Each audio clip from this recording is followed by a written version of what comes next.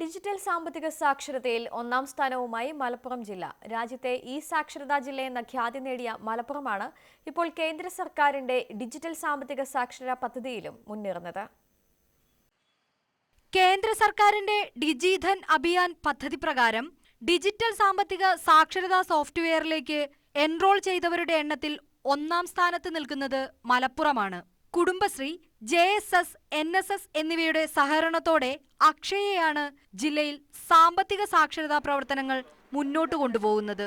ഒരു തദ്ദേശ സ്വയംഭരണ സ്ഥാപനത്തിലെ 40 താമസക്കാർക്കും 10 വ്യാപാരികൾക്കും പരിശീലനം ലഭിച്ചാൽ ആ പഞ്ചായത്തിനെ ഡിജിറ്റൽ സാമ്പത്തിക സാക്ഷരത നേടിയ പഞ്ചായത്തായി പ്രഖ്യാപിക്കാനാണ് കേന്ദ്ര സർക്കാരിന്റെ നിർദ്ദേശം. 92 പഞ്ചായത്തുകളും 12 നഗരസഭകളുമുള്ള മലപ്പുറത്ത് ഈ ലക്ഷ്യം കൈവരിക്കാൻ 4060 പേർക്കാണ് പരിശീലനം നൽകേണ്ടത്. നിലവിൽ ഇതിലും ഇരട്ടി പേർക്ക് പരിശീലനം നൽകി കഴിഞ്ഞു. മലപ്പുറം ജില്ല കേരള സ്റ്റേറ്റിൽ മാത്രമല്ല, ചിലപ്പോൾ ഓൾ ഓവർ ഇന്ത്യ ഏറ്റവും കൂടുതൽ രജിസ്ട്രേഷൻ ചെയ്ത ജില്ലയാണ്. സോ ഇൻ ഓൾ പ്രോബബിലിറ്റി നമുക്ക് ഫസ്റ്റ് ഡിസ്ട്രിക്റ്റ് ആവും, which is digitally literate district in all over India. കേരളത്തിലെ കറൻസി രഹിത പദവി സ്വന്തമാക്കിയ 8 വില്ലേജുകളിൽ 6 എണ്ണവും മലപ്പുറം ജില്ലയിലാണ്. ഇത് സാക്ഷരതാ കുതിപ്പിന്റെ തെളിവുകളാണ്. ന്യൂസ് 18 മലപ്പുറം.